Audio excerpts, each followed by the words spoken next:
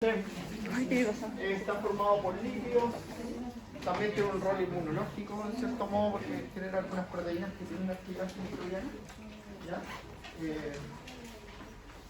Y se sintetiza en el último tercio de la gestación como consecuencia de la actividad de hormonas. Las principales son el cortisol y la adrenalina, pero también los estrógenos tienen que ver con esto, como se efecto en el último tercio de la gestación, los niveles de estrógenos son tan altos que superan a los de progesterona. ¿Ya? Son determinantes de la viabilidad fetal. ¿Ya?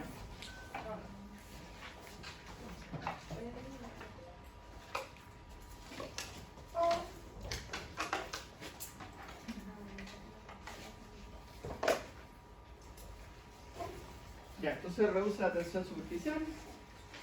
Es responsable de la histeresis. ¿Qué era la histeresis pulmonar? Llenado versus vaciado. Ya, llenado, la insuflación, ¿cierto?, del pulmón es distinta a las presiones que se generan durante la expiración, ¿ya? Y eso se debe a que hay dos fuerzas distintas, distensibilidad versus elasticidad, ¿ya?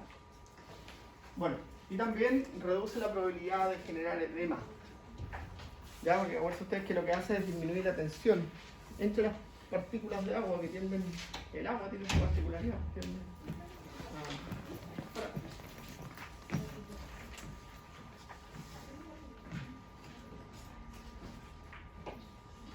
Ya, entonces el flujo de aire, según lo que todo lo que hemos estudiado hasta ahora, entonces el flujo va a ser igual a la diferencia de presión atmosférica, menos presión alveolar.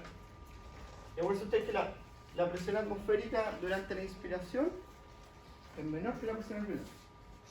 Y durante la expiración, la presión alveolar es mayor que la presión atmosférica. ¿Ya? Y esto condicionado por la resistencia, y ya dijimos nosotros que había resistencia elástica y no elástica.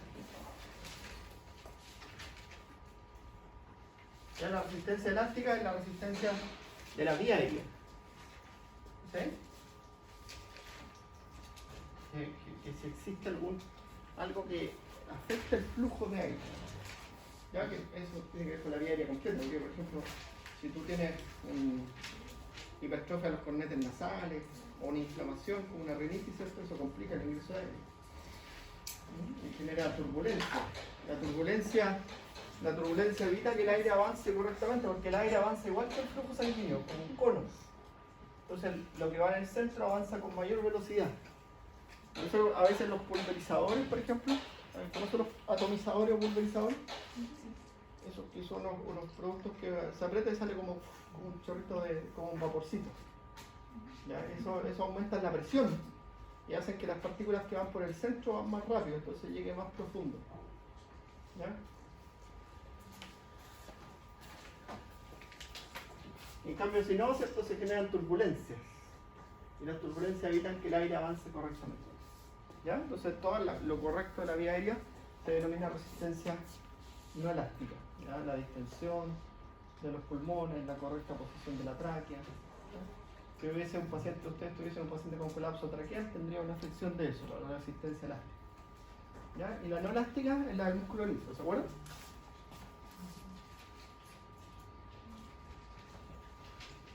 Y ahí tienen que ver ciertas las sustancias broncoconstrictor y broncodilatador. Broncoconstrictor, la acetilcolina, ¿cierto? El nervio vago, la histamina, ¿ya? Broncodilatador, la adrenalina y toda la línea que se generó después de la isoprenalina, que es como la adrenalina sintética, y ahí está el salbutamol, el salmeterol, el fenoterol, esos fármacos que hacen eso. ¿Ya? Entonces después cuando usted vea esto, ¿cierto?, los broncodilatadores normalmente estimulan la actividad del sistema nervioso simpático o disminuyen la actividad del sistema nervioso parasimpático.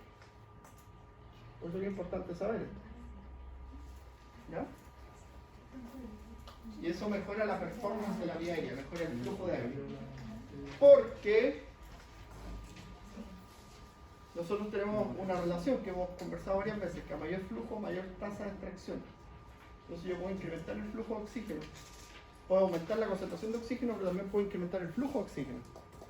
Entonces, a mayor flujo, mayor tasa de extracción. Eso es importante. Ya. Y ahí está, ¿cierto?, el resumen de lo que hemos visto.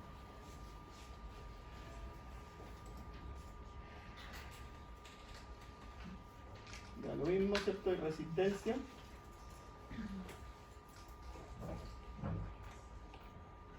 Ahí está, la norepinefrina, acetilcolina y histamina tienen efectos distintos sobre los bronquios, sobre el músculo lisobronquial.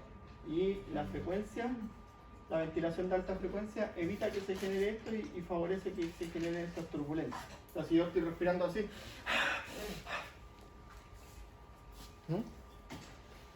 es fundamental controlar la respiración.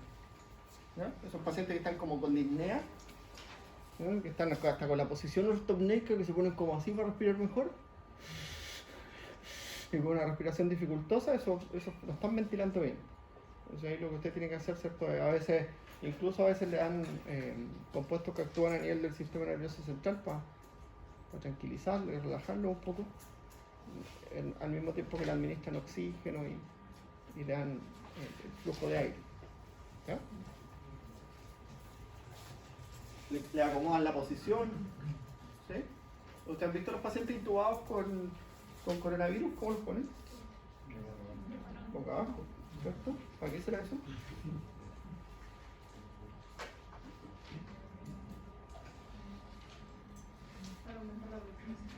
Aumentar la ventilación, mejorar la ventilación, pero del área posterior. ¿Ya? Hay ensayos, estudios que han mostrado que en esas zonas son menos afectadas por las infecciones virales. ¿Sí? Porque también eso van a aprender ustedes cuando las infecciones virales, como ingresan por la vía aérea, afectan principalmente las zonas más ventiladas. Las infecciones que vienen por la vía hematógena afectan las zonas más bajas. Y eso es como porque arriba está más ventilado y abajo está más irrigado. Ya. Ese es el cálculo de los números de Reynolds para determinar si la turbulencia o el flujo laminar, pero eso no lo calculamos ni siquiera en cardiovascular. Y ahí está eso, las diferencias regionales de la ventilación. Entonces, ¿por qué hay más ventilación en la zona superior, en la zona apical del pulmón? ¿Por qué hay más ventilación? Porque la presión es más negativa. ¿Y por qué la presión es más negativa?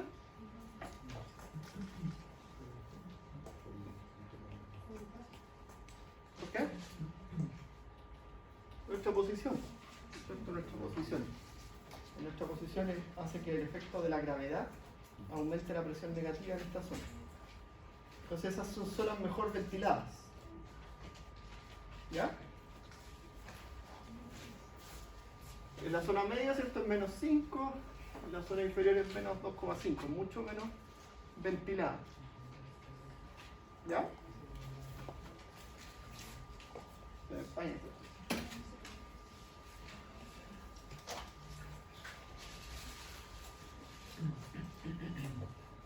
Ya.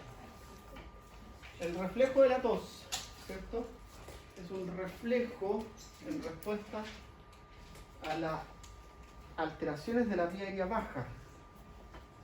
¿Ya? Hay receptores sensitivos que mandan una señal a través de la vía aferente, ¿cierto?, que es el nervio vago, y eso va a generar una expiración forzada. ¿Ya? Entonces, cuando usted tiene un centro integrador de la tos que está en el troncoencéfalo, ¿ya? Cuando ustedes estudien o hablen de los antitusígenos actúan a nivel periférico, generando una disminución de la sensibilidad de los receptores periféricos, o actúan a nivel central inhibiendo el centro de la tos. Son las dos formas como actúan. ¿Ya? La tos más bien es un reflejo protector del pulmón. Se pierde a lo largo de la vida, ¿cierto? En los adultos mayores es menos eficiente la tos. Por eso que en los adultos mayores casi siempre se trata la tos. Va generando cambios de la caja torácica, la morfología de la caja torácica, que es como lo mismo que ocurre en los pacientes que tienen enfermedad respiratoria crónica, que la caja torácica se va transformando, va cambiando. La caja torácica, ¿cierto? Normalmente es así, ¿ya? Como una especie de triángulo, ¿ya? Y eso hace la tos eficiente, pero en las personas con enfermedad respiratoria crónica normalmente la caja torácica se transforma en esto, que es lo mismo que ocurre en los adultos mayores, ¿ya? Si uno tiene una enfermedad respiratoria crónica, eso va a ocurrir antes del envejecimiento, y eso hace la tos menos eficiente, porque nos genera ese efecto de contraer la musculatura con los cerratos, sobre todo los que se contraen, y genera cierta expulsión, ¿ya? Entonces es menos eficiente. El estornudo es un reflejo, ¿cierto?, de la vía respiratoria alta. La vía eferente es el nervio trigémino, y ahí también genera, ¿cierto?, una alta tensión en la zona faríngea, ¿ya? La zona faríngea y la zona nasal. Por eso cuando uno tiene una rinitis, estornudar es terrible. ¿Han tenido rinitis? Sí, ¿No? yo tengo grado. Los que son alérgicos sí que tienen rinitis.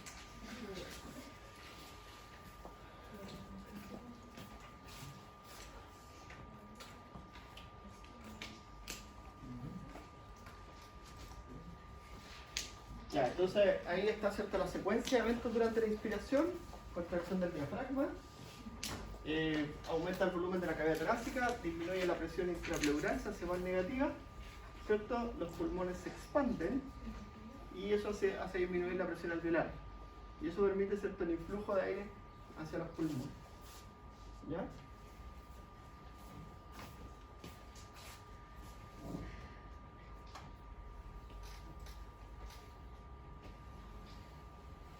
En la expiración, ¿cierto?, ocurre todo lo contrario. Los músculos inspiratorios, ¿cierto?, se relajan, el volumen desciende, los pulmones, ¿cierto?, se recogen pasivamente porque son estructuras elásticas, y, ¿cierto?, eso genera que la presión alveolar aumente por sobre la presión atmosférica, y eso permite la salida de aire, ¿ya?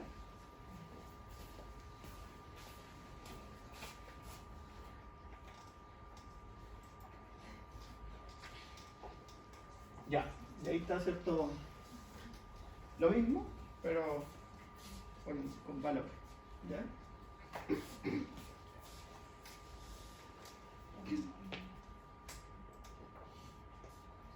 Ya, oye, antes de pasar a la siguiente, ustedes quieren que me exprese respecto de la prueba, ¿cierto? En algún momento.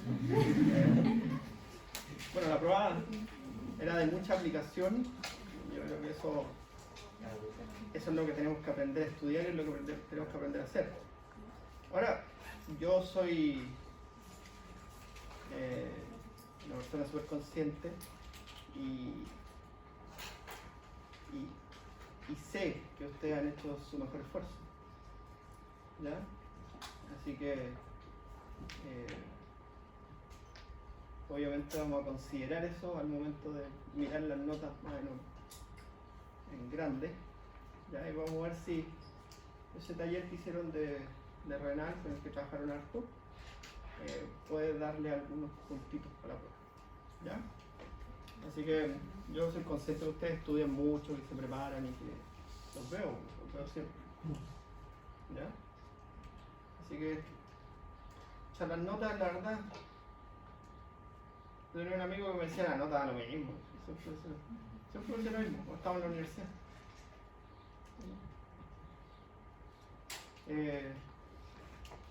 Porque estudiaba así, por ejemplo, le decía: oye, ¿qué estás estudiando?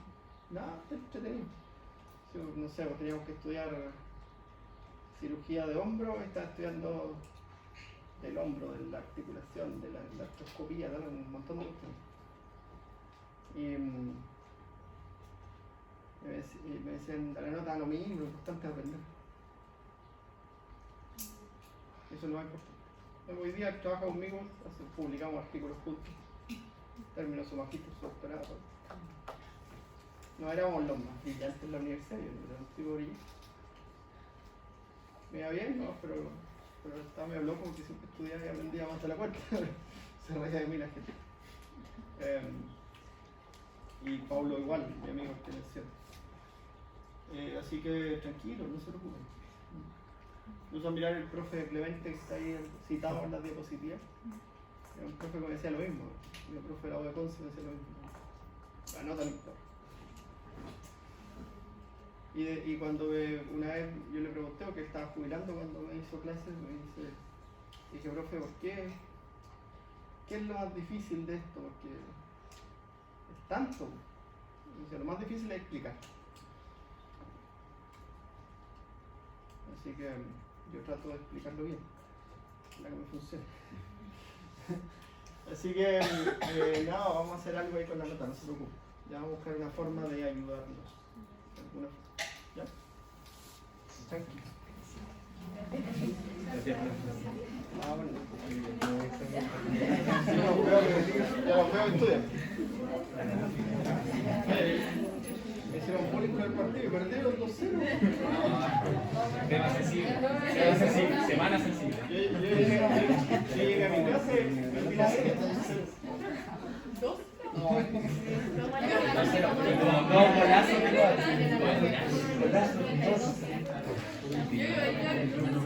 yo ya iba saliendo, así que no lo vi, estaba manejando. Ya. Por ahí, estos son autores chilenos, eran antiguas, 99. Algunos no habían nacido ahí, pero Cruz y Moreno son unos autores chilenos que tienen unos libros de fisiopatología respiratoria súper interesantes.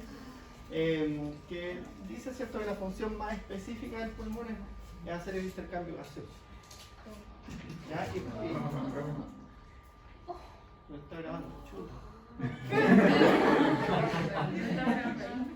Ah, me está grabando acá, sí, mejor si yo he visto la que se graba así, no.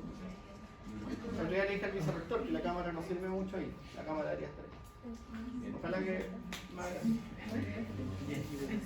Ya, no importa Javiera, lo compartimos el que están grabando tus compañeros. Ya, entonces mira, ahora esa función es la que menos implica procesos, porque es solo difusión. O sea, la mecánica ventilatoria es lo más importante. Cuando ustedes tengan, por ejemplo, un descenso de la presión parcial de oxígeno o un aumento de la presión parcial del CO2, el paciente va a aumentar la ventilación. Estos procesos casi no cambian.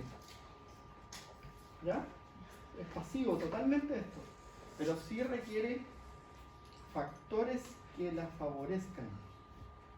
Entonces, los factores que la favorecen es la integridad de la membrana respiratoria y el correcto funcionamiento de la hemoglobina. ¿Ya? Eso es lo más importante. ¿Ya? A veces hay pacientes, van a tener ustedes situaciones, a veces inducidas por fármacos, inducidas por otros factores, en que el paciente tiene una correcta ventilación, pero la hemoglobina no está transportando correctamente el oxígeno. Y lo van a tener, ¿cierto?, con cianosis, ¿sí? Porque la hemoglobina no está transportando correctamente el oxígeno. La ventilación e intercambio gaseoso a nivel pulmonar está perfecto, pero la hemoglobina es la que está fallando. ¿Ya? O van a tener un paciente que tiene su músculo respiratorio bien, respira bien, pero tiene un enfisema, una neumonía o un edema. Que lo que hacen eso, ¿cierto?, es aumentar este espacio, ¿no? Hacer más gruesa la membrana respiratoria, y eso evita el intercambio gaseoso. O sea, el intercambio gaseoso depende de la estabilidad de la membrana respiratoria y de la estabilidad y el funcionamiento de los eritrocitos y la hemoglobina. ¿Ya? Que es la que lleva el oxígeno a la periferia. Entonces dice ahí, mira, cuando todas esas condiciones están óptimas, lo más importante es la membrana respiratoria. Ya cuando la ventilación se mantiene bien, cuando hay una adecuada complicidad de la membrana respiratoria y cuando hay una adecuada relación ventilación-perfusión. O sea, ¿qué quiere decir eso? Que el alveolo esté bien irrigado. ¿Y de qué depende eso?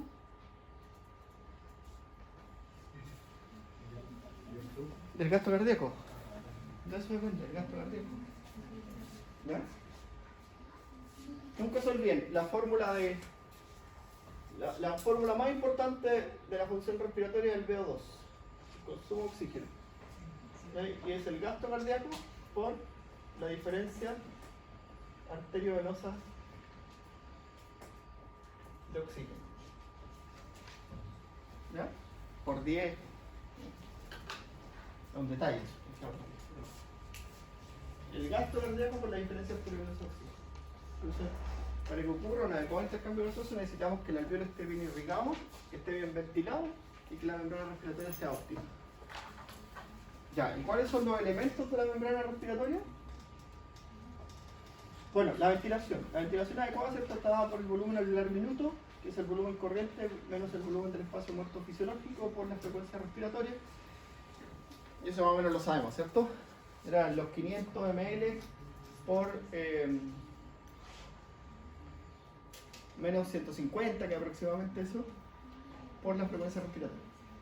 ¿Ya? De 5.000 y 6.000 ml.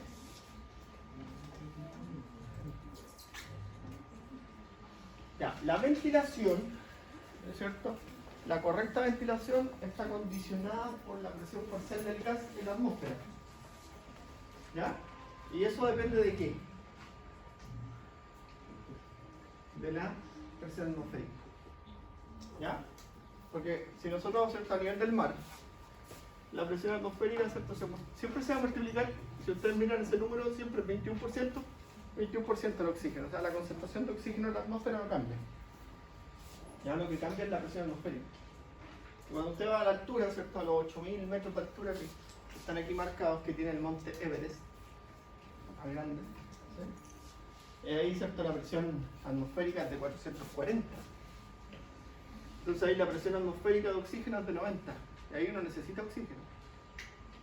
Cuando baja de 100 se necesita oxígeno. De 110, 120 en realidad. Se necesita oxígeno. A nivel del mar es 150. Y cuando entra en la mezcla gaseosa, ¿se acuerdan ustedes cómo cambiaba?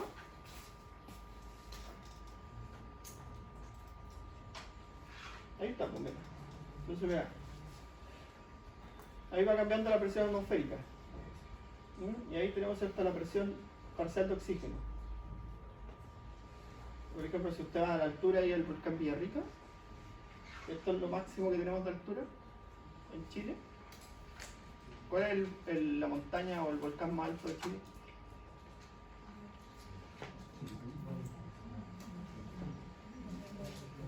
¿Se acuerdan? No fue instalado. ¿Cuánto tiene? Tiene 6.000 Sí. Alto. Ahí vea, mira la presión parcial de oxígeno ahí. Necesitáis oxígeno arriba, ¿no? Sí. ¿Ya? Y mira, y esto es como va cambiando la presión arterial de oxígeno a medida que vamos envejeciendo. ¿Ya? Por eso, de aquí para arriba al menos, es súper importante activarse para evitar eso. ¿Ya?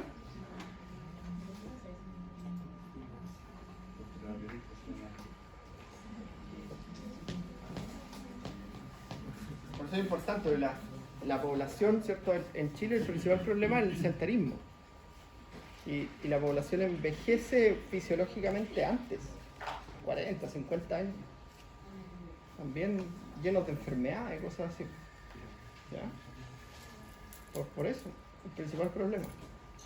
Y el envejecimiento, ¿cierto? Es muy marcado. Uno se encuentra, yo tengo 41 años, y me encuentro con personas de mi edad que no hacen nada, que no se preocupan, y están llenos de enfermedades, tomando medicamentos. Algunos han tenido infartos. He tenido compañeros de curso que han tenido infartos. Tienen bypass, coronel. Y eso es a cuidarse, ¿no?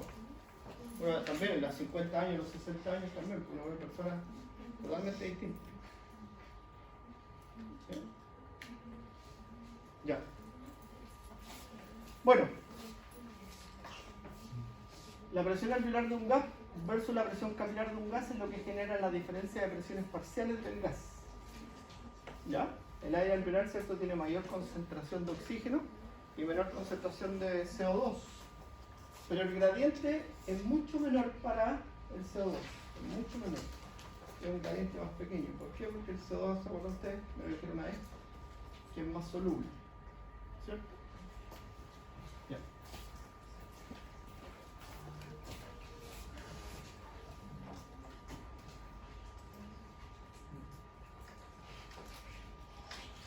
Bueno, la diferencia entre el aire atmosférico y el aire alveolar, ¿cierto? Es porque el aire se mezcla, básicamente.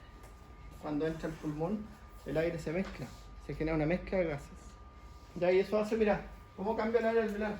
De 159 pasa a 90. De punto 3 pasa a 40. ¿Ya? Milímetros de mercurio. La presión de vapor de agua sube a 47. Y el nitrógeno cae un poco.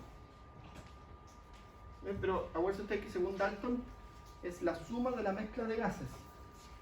Entonces si cambia uno, va a afectar otro. ¿Ya? Por eso a veces, por ejemplo, cuando estamos en un ambiente con mucha humedad, eso te afecta la respiración. Menos que si estás en un ambiente rico en monóxido, porque el monóxido se compite con la hemoglobina y hace otras cosas. Pero en un ambiente húmedo cuesta respirar un poco.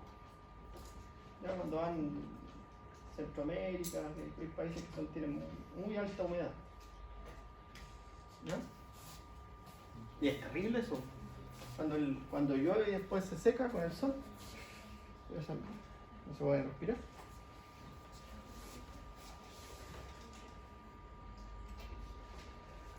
Bueno, la presión alveolar de oxígeno, ¿cierto? Es un valor crítico. Y es, si ustedes miran esa fórmula, es igual, los valores son iguales a la presión arterial. ¿Ya? Mira, presión alveolar de CO2 es igual a la presión arterial de CO2. ¿Ya? Y está determinada, ¿cierto?, por el volumen de CO2 exhalado partido por la ventilación alveolar. Y hay una constante que es 0,865, que es la constante.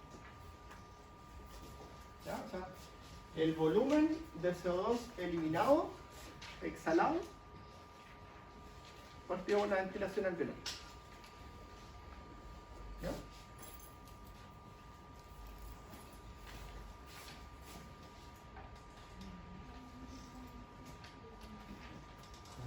La presión alveolar de oxígeno y la presión arterial de oxígeno son distintas. Son distintas, por eso que se utilizan ciertos... hay dos cosas para determinarlo. ¿Ya? La presión arterial de oxígeno va entre los 60 y los 100 milímetros de mercurio como rango. ¿Sí? Y eso condiciona la saturación de la hemoglobina sobre el 95%.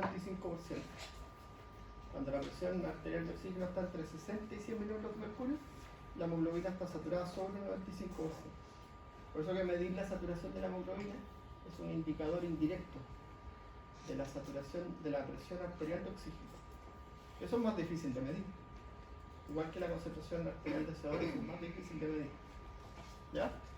Bueno, ahí tiene, ¿cierto?, la presión alveolar de CO2, ¿cierto? Y la presión inspirada de oxígeno. ¿Ya? Es cómo se ve esto. Y aquí hay un parámetro que es súper importante que vamos a analizar, que son estas dos cosas, ¿cierto? La diferencia alveolo arterial de oxígeno, o la diferencia alveolo capilar de oxígeno venoso, y el cociente respiratorio. Ya, el cociente respiratorio es la relación entre el consumo de oxígeno y la producción de CO2. ¿Ya? Y eso es súper importante, mira. Eso lo voy a explicar.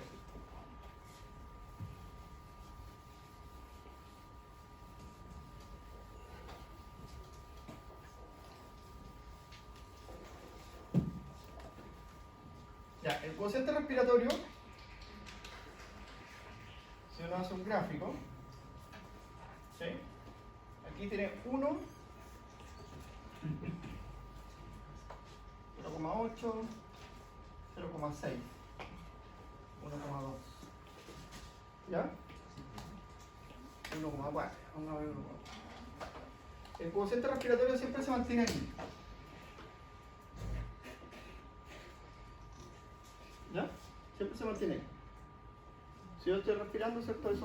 Y eso es el cociente respiratorio, el que está ahí, pues, ¿cierto? También lo puede aparecer como QR en en los diferentes exámenes. Y es el BCO2 partido por el VO2. ¿Ya? O sea, la cantidad de CO2 producido partido por el consumo de oxígeno. Entonces, si el consumo de oxígeno es mayor que la cantidad de CO2 que estamos produciendo, va a ser siempre menor que 1. ¿Cierto?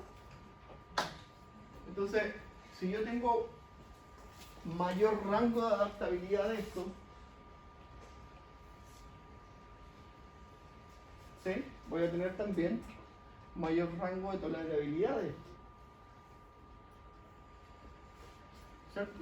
Profe, ¿qué dice ahí de la fórmula? Ay, discúlpeme. No dice nada. QR. ¿Ya? Cociente respiratorio.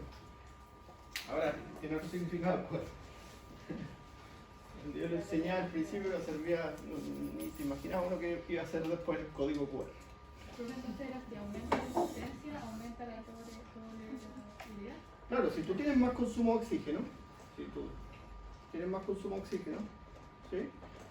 Eso quiere decir que también vas a soportar más producción de CO2 por parte de tu cuerpo. ¿Ya? Ya, porque hay una condición, ¿cierto?, que es la anaerobiosis. Y en la anaerobiosis este balance es negativo. ¿Cuándo se puede dar una anaerobiosis?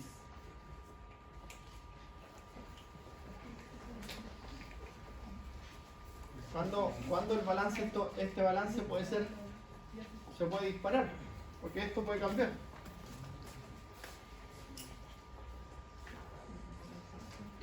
El punto es que cambia así.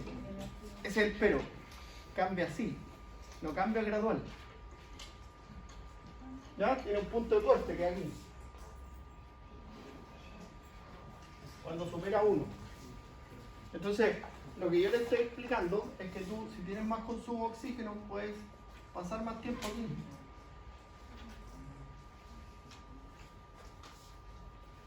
Y vas a evitar que pase eso antes. ¿Ya? Y esto, aquí, ¿cierto? La unidad de medida es el esfuerzo. Que se mide en watts. Se mide el esfuerzo. Unidad de medida de fuerza en watts. Potencia. ¿Qué fórmula de potencia? Trabajo cualquier tiempo.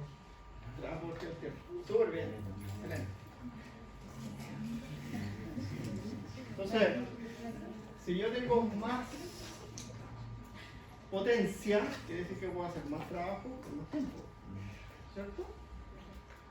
Ya. Entonces, mira. ¿Qué condición podría generar una anaerobiosis? Una situación.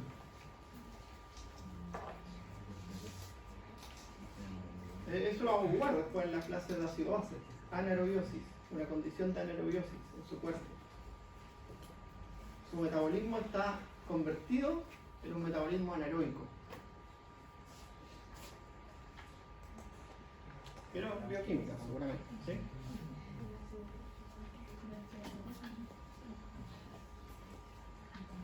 Profe, si abajo el esfuerzo, ¿sabía que es el esfuerzo? Cociente respiratorio. La relación. Que es el VO2 y el VC2. ¿Sí? ¿Cuándo? ¿Cuándo se puede dar una condición de anaerobiosis? ¿Qué necesitan los tejidos para funcionar y respirar aeróbicamente? Oxígeno. ¿Qué le lleva el oxígeno? Que es por donde se transporta la hemoglobina. Entonces necesita de la perfusión periférica. La perfusión periférica. ¿Y hay situaciones de hipoperfusión? Sí. Sí. Incluso puede provocarla usted la hipoperfusión. Ya cuando hay disminución del flujo sanguíneo periférico. ¿Ya? Una hipotensión severa. ¿Ya? O una vasodilatación generalizada provocada por un proceso inflamatorio sistémico. Vasodilatación inducida por toxinas, por fármacos. Eso puede producir una anaerobiosis en sus pacientes. Entonces ahí, ¿cierto? Urgentemente hay que activar el sistema cardiovascular, porque está en una situación crítica, y suministrar oxígeno. ¿Ya? Y eso puede cambiar eso. ¿Ya? Pero en el ejercicio, que es donde se aplica esto, si tú tienes más consumo de oxígeno, vas a pasar más tiempo aquí. Vas a sumar fuerza en el tiempo, vas a sumar trabajo en el tiempo. Aguantando. ¿Ya? Por ejemplo, si usted levanta pesas, ¿cuántas repeticiones puede hacer? ¿Cuánto peso? Claro. Va a ir mejorando, ¿cierto? Al principio lo hacías con 10 kilos, después con 15 kilos. Va a ir entrenando a tu músculo, ¿cierto? Porque tus fibras se van hipertrofiando, ¿sí? Y esas fibras van movilizando, van teniendo más capilares y van movilizando más rápidamente el oxígeno y el CO2 y lo hacen más resistencia. Ahora con 10 kilos seguro podéis estar una hora ahí, ¿sí?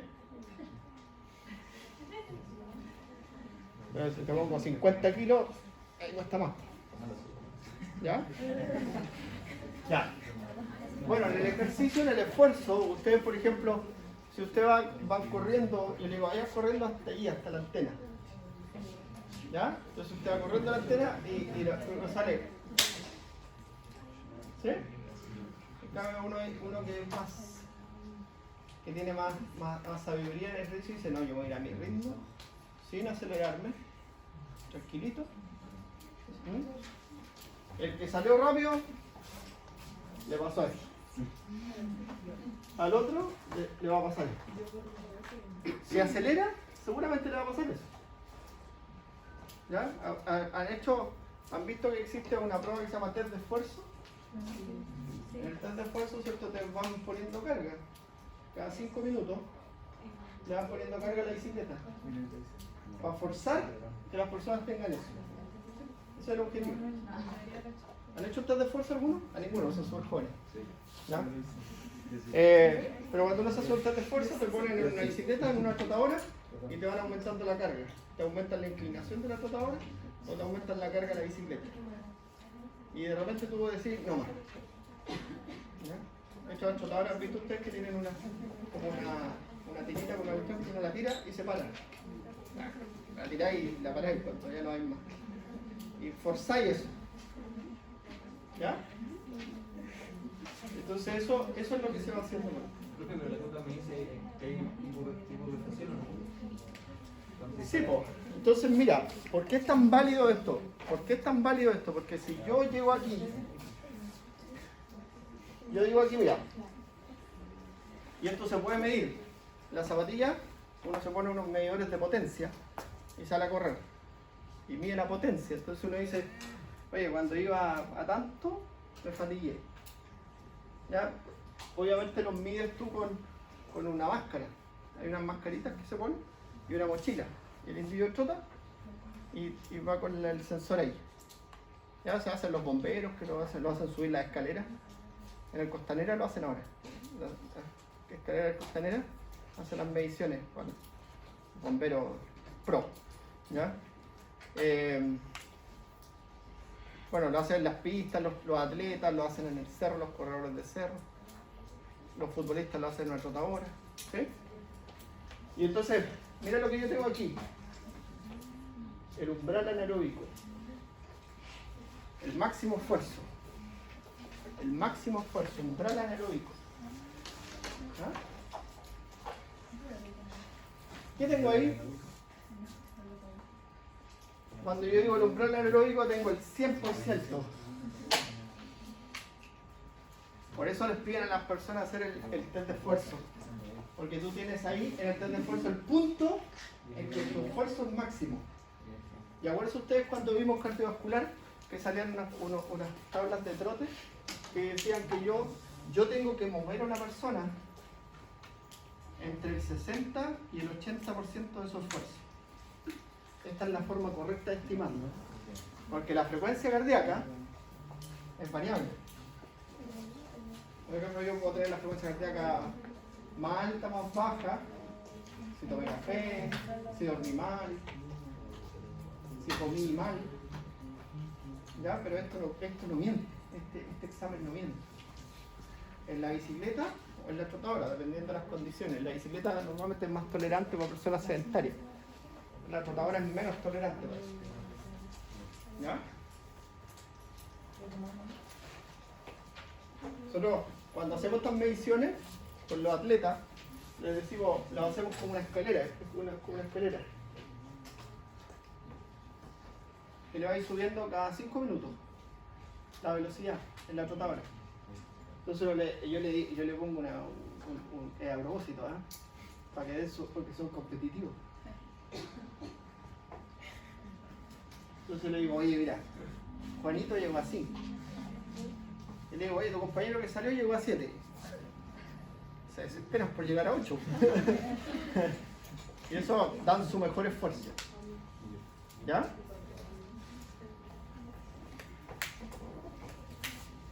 Dan su mejor esfuerzo.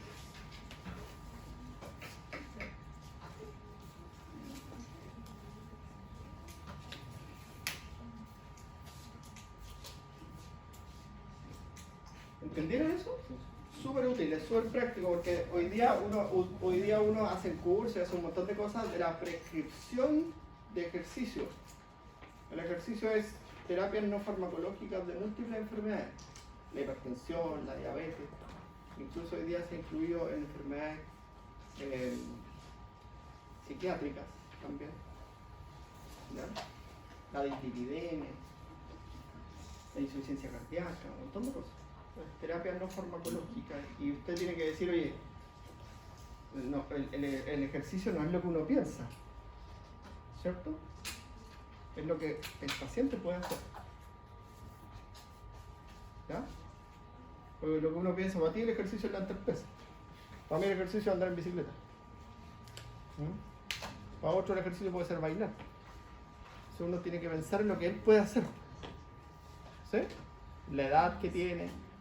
Y esta es la mejor forma, no es pensar, sino que hacerlo práctico. Es llevarlo al... Uno dice, ya mira, vamos a hacer un test de esfuerzo. Test de Cooper, es lo más fácil cuando una persona es joven. 12 minutos trotando alrededor, ¿cuánta distancia recorriste? Listo. Y eso hay unas tablas que con el test de Cooper uno puede decir el consumo de oxígeno de esta persona es tanto. Máximo. Ya notáis su frecuencia cardíaca máxima. Entonces usted tiene que llegar, ¿cierto?, a esto. Y estos relojitos, ¿cierto?, ayudan mucho para decirte entre este y este rango, ¿cierto?, te puedes mover. Y tú se lo programáis. Y eso es que las cintitas estas que cuando subes la frecuencia empieza a vibrar. Y cuando baja la frecuencia también vibra. Entonces tiene que ir ahí al medio. Entonces le dice, salga a caminar, que su frecuencia cardíaca esté ahí en ese límite. Entonces eso le va a decir si camina más rápido o más lento. Ya después lo voy a hacer trotar. Y trotar ya otra cosa. ¿Sí? Ya.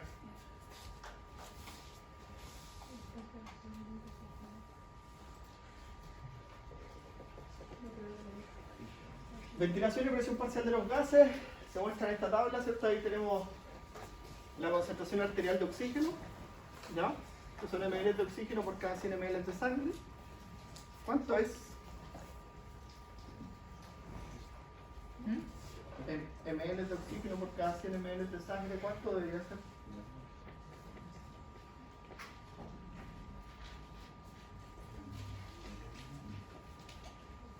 Si la saturación es del 95%, debería ser sobre el 95%, ¿cierto?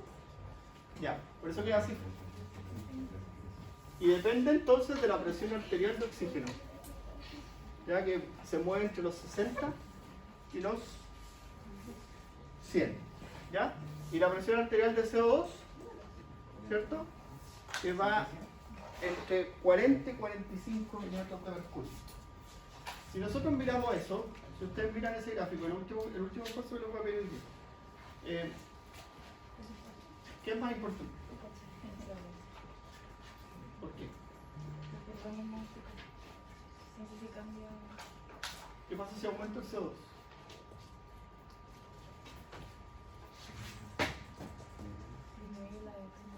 Disminuye la concentración arterial de oxígeno. Y eso está directamente relacionado con la ventilación. Entonces, a menor ventilación, mayor CO2, menor carga de oxígeno. A mayor ventilación, menor CO2, mayor carga de oxígeno, pero esto es modelo de U invertida, porque el CO2, ¿cierto? Si yo lo elimino, yo genero una alcalosis. Si lo elimino en exceso. Y en la alcalosis, cuando el pH sanguíneo está aumentado, ¿qué le pasa a la hemoglobina? ¿Efecto Bohr o efecto Haldane?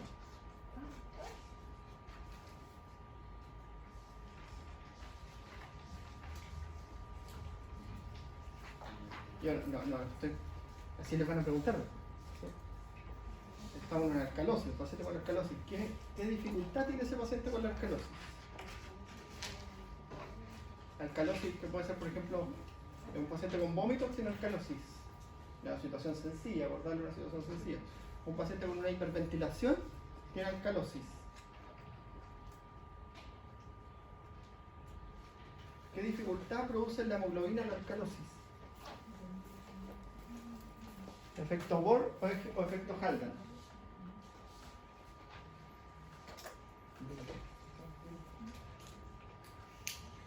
¿Tú eres Valentina, cierto? ¿Sí? Sí. No, tú eres Valentina. No, ¿también la? Sí. Yo soy la más paño. Sí que sabía eso. Discúlpame. Ya.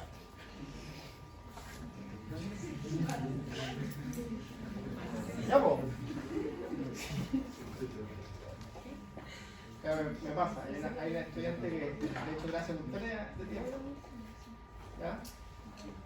Y le digo Ivanka. Y se llama Ivana.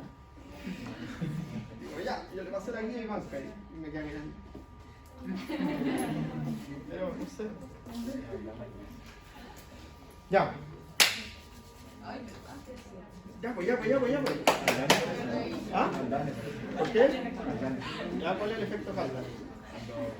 El pH, la hemoglobina se une al CO2, Ya.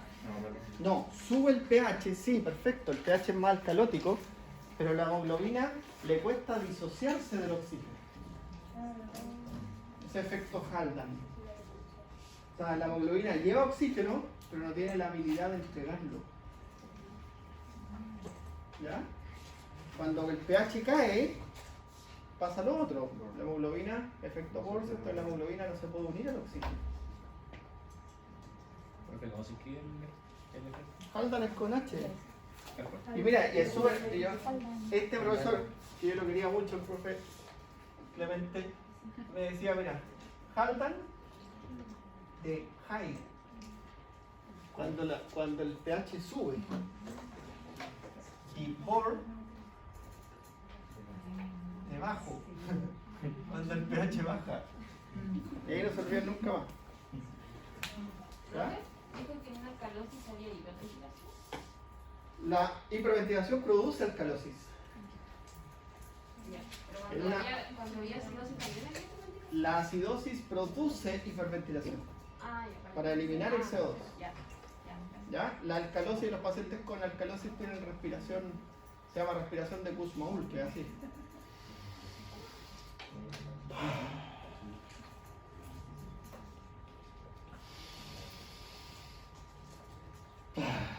Fíjate, eso genera un problema.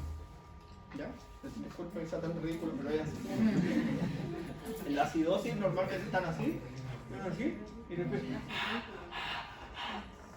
Súper marcado, súper marcado. Ya lo ven los abuelitos de repente que tienen neumonía, están así. Con el cuello bien estirado, así nada más. ¿Sí? Creo que en el efecto Bohr que Ortopnea, pasaba. se llama, ortopnea.